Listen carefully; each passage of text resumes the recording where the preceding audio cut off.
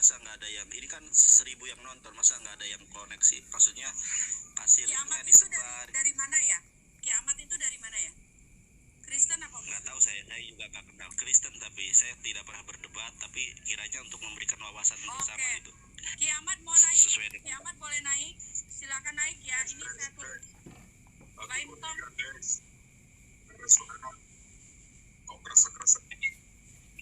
Baim Tong ini Muslim, Kak Ica, turunkan saja Kak Ica. Oke, baik. Muslim turunkan saja, yang Kristen aja. Ini mungkin nggak ada yang naik, kenapa ya? Nggak, saya juga kurang paham. Makanya di sini kita belajar. Berjalan aja Kak Ica, ambil berjalan aja. Tadi kan Pak Torosodi sudah memberikan statement, Mojat sudah, nanti saya sama Bang Juma. Nah nanti setelah saya dan Bang Juma otomatis Mojat kan, baru setelah itu satu orang yang nanggapin kalau memang belum ada yang berani untuk naik gitu. Jadi Pak Torosodi sudah memberikan statement. Oh ini kiamat ini. Oke. Cetak ini Kristen ini. Baik. Ya, saya kafirun. Saya Kristen. Oke, baik. Kita lanjut lagi ya, Bang Yonatan sama Bang Juma ya. Silakan. Saya posisi ini kan di jalan ini Kak. Jadi saya sambil dengerin ya. Oke, silakan Mas Nandar dan Ustadz saya nih, Bang Suma nih. Bisa di ini nggak Bang? Nanti di jalan nanti bahaya. Bisa ini nggak? Ya, saya usahakan aman Mbak. Terima kasih. Usahakan yang aman. lainnya aja kalau gitu daripada Oke, kalau saya takut Bang Jack. Nanti ya, aja Bang Jack ya. Saya minta maaf ya. Turunkan aja yang benar-benar ready aja. Jangan nanti kasihan itu kan, nanti celaka di jalan kan kita nggak mau. Iya, sorry ya Bang, nanti Bang Cita kalau misalkan ada ini lagi. Ini saya mau tanya lagi. Ada Jeki Sembiring nggak? Naikin Jeki Sembiring. Jiki Sembirin yang mana lagi ini? Coba. Iya, sepupunya Biro Saplam, dinaikin aja. Udah. Murid setia. Oke, sudah ada ini saudara kita ya. Halo, murid setia. Ya, ini saya Erben. Oke, baik. Setia, muridnya Paulus, setia kepada Paulus. Oke. Ya, oke. Giliran kita ya. Kita ya, silakan Ustadz Ji. Iya, jadi tadi saudara Moset ya dengan gamblangnya mengatakan 10 menit ya, host.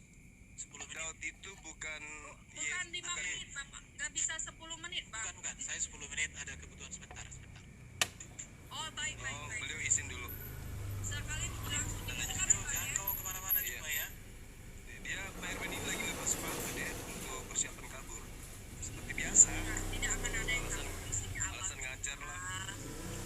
Ini lepasin sepatu itu. Oke. Kita mulai ya. Ya. Jadi saudara Mose ini, saya katakan Anda itu lucu ya. Paulus itu tidak pernah diangkat menjadi rasul. Tiba-tiba Anda rasulkan. Nah inilah payahnya kalau istilah Islam diambil tidak pada tempatnya. Paulus rasul katanya, tapi nabi pun tidak pernah diangkat menjadi nabi. Daud nyata-nyata rasul, nyata-nyata nabi, Anda katakan bukan nabi. Kitab Anda sendiri mengatakan dia nabi. Kisah para pewarta 2 nomor 30. Anda tidak percaya. Tetapi Daud adalah seorang nabi. Dan Daud tahu bahwa Tuhan telah berjanji kepadanya dengan mengangkat sumpah. Anda datang mengatakan dia bukan nabi. Bagaimana Mbak Ica? Menurut kisah para rasul 2 nomor 30 ini, Anda percaya enggak bahwa Daud itu nabi? Mbak Ica, sebelum saya lanjut. Jangan tanya saya, Bapak. Saya di sini saya cuma sebagai host. Oh my God. Padahal datanya sudah sangat jelas. Oke, saya bantu ya, mau saya supaya Anda paham ya. Di dalam kitabnya orang Yahudi, bilangan 12 nomor 6, jelas di situ dikatakan, jika di tengahmu ada nabi, maka aku Tuhan akan menyatakan diri kepadanya melalui penglihatan dan berfirman kepadanya melalui mimpi. Jelas dikatakan jika di tengahmu ada nabi, tidak dikatakan jika di tengahmu ada raja. Tapi dikatakan jika di tengahmu ada nabi, aku akan menyatakan diri kepadanya. Sementara Daud hari demi hari Tuhan selalu menyatakan dirinya dan berkata kepada Daud, sehingga ada surat-surat Mazmur, ada Kidung Agung. Itu semua apa coba? Dia itu adalah nabi dan kitab Anda mengatakan memang betul dia adalah nabi. Lalu kemudian tadi pendeta Torosoki sebelum lari dari ruangan ini, di situ sangat jelas dia katakan bahwa ikut Yesus akan selamat. Memang benar, tadi kan saya udah katakan, ikut Yesus. Berarti ikut apa yang Yesus lakukan. Yesus mengatakan, jika engkau percaya kepadaku, engkau juga akan melakukan pekerjaan-pekerjaan yang aku lakukan. Itu sudah sangat jelas itu. Sementara ketika Anda mengatakan ikut Yesus akan selamat, maka saya katakan kalau mau selamat jangan menyembah Yesus. Kalau Anda mengatakan di Kristen itu ada keselamatan, ingat Matius 7 nomor 21 nomor 23, Kristen itu muatan ajarannya adalah menyembah kepada Yesus. Sementara keselamatan itu adalah mengikuti perintah-perintah Tuhan. Yesus mengatakan tidak semua orang yang menyeru kepadaku Tuhan, Tuhan akan masuk ke dalam kerajaan Tuhan. Lalu dikatakan, bukankah kami telah bernubuat, mengusir setan, bermujizat demi namamu? Apa kata Yesus di sana? Enyahlah engkau daripadaku, engkau semua adalah pembuat kejahatan. Siapa pembuat kejahatan ini? Yang menyebut Yesus Tuhan, yang bermujizat, mengusir setan, bernubuat dengan nama Yesus. Kemana orang yang dikatakan Yesus ini sebagai penjahat? Baca Matius 13 nomor 20. Semua penjahat akan dilemparkan ke dalam neraka. Nah, Yesus mengatakan engkau adalah pembuat kejahatan. Siapa pembuat kejahatan ini? Yang memanggil Yesus dengan panggilan Tuhan. Siapa yang memanggil Yesus dengan panggilan Tuhan? Ya Kristen. Kristen yang memanggil Yesus dengan panggilan Tuhan. Maka Yesus mengatakan kalian semua adalah pembuat kejahatan. Kemana dilemparkan pembuat kejahatan ini? Baca Matius 13 nomor 50. Pembuat kejahatan semuanya akan dilempar ke neraka. Markus 9 nomor 49. Semua orang akan dilemparkan ke dalam api neraka. Ingat Galatia 2 nomor 14 ya. Galatia 2 nomor 14. Di situ dikatakan Kristen itu memang sebutan kafir. Yehezkiel 44 nomor 9, orang yang tidak bersunat pun tidak boleh masuk ke dalam bait suci karena mereka najis, mereka dianggap hidup secara kafir. Nah, bagaimana mungkin kemudian saudara bisa masuk ke dalam surga kalau Anda disebut oleh kitab sendiri sebagai orang yang kafir? Orang kafir itu diantaranya tidak bersunat.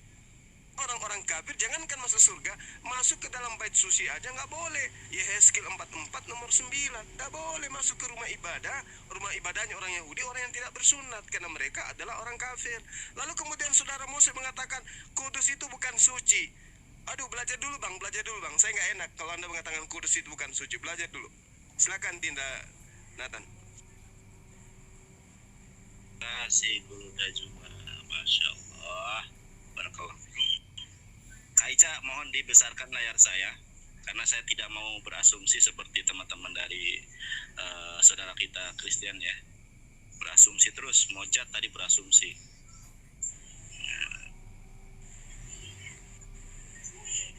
Nah ya, tadi Mojat kekeh dengan Yesaya. Meskipun tadi saya sudah mengatakan ya, mengatakan apa?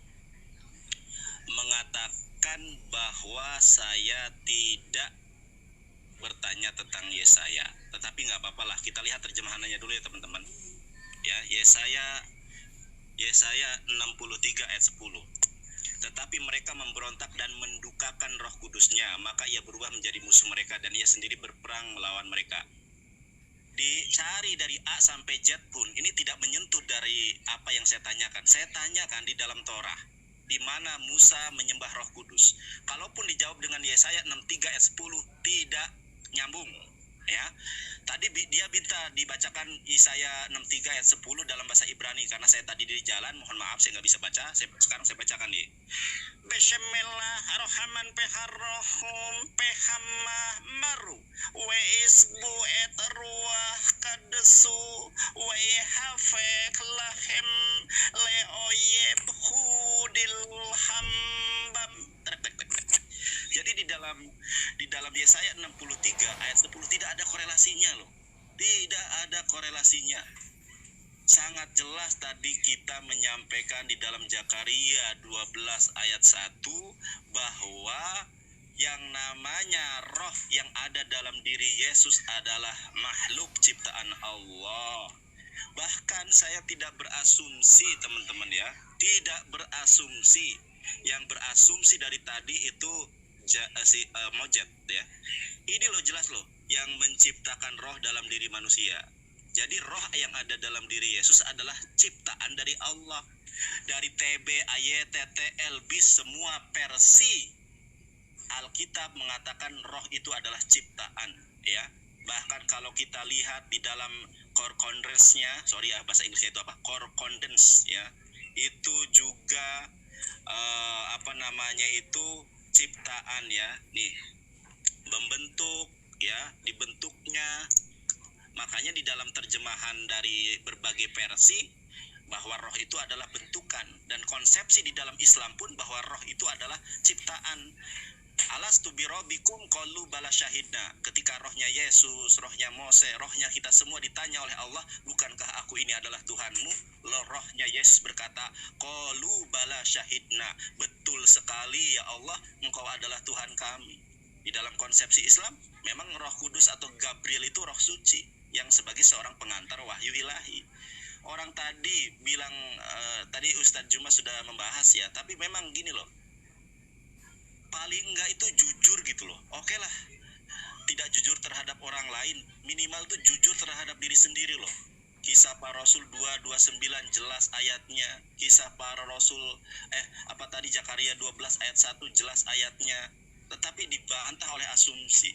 Sekali lagi ya, ini tidak ada yang menyentuh dengan apa yang saya tanyakan. Saya ulangi pertanyaan saya tidak akan beranjak ke pertanyaan lain selagi tidak ada yang sanggup untuk menjawabnya. Saya tanya nih teman-teman ya, di mana Musa menyembah Roh Kudus? Kalau Roh Kudus itu adalah Tuhan di dalam perjanjian baru atau diyakini oleh orang Kristen, tentu Musa juga menyembah Roh Kudus. Di mana disebutkan Ruach HaKodes di dalam Torah. Anda tahu tidak, Yesaya itu bukan Torah. Yesaya itu Neviim. Saya tanya di dalam Torah, dijawab dalam Neviim. Makanya lebih baik jujur. Oh, tidak ada. Nanti kita berkembang diskusinya. Oh, maaf Bang Nandar, tidak ada itu.